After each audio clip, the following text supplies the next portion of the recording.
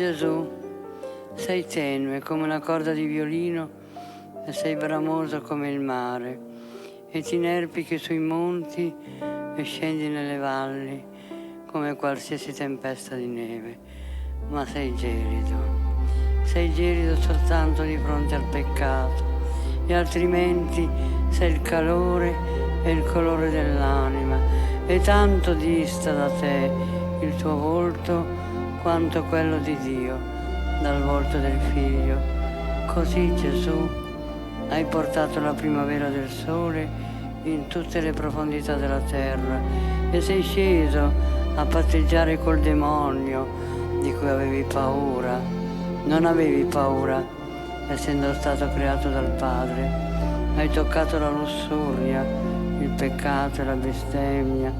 ma le tue dita non sono diventate cenere nel tuo corpo, ha mai avuto sussulti d'amore, perché Gesù eri soltanto cuore, e quando le donne ti toccavano, a poche hai dato il privilegio di sentire la sua pelle battere sotto il peso del cuore e della tua eternità.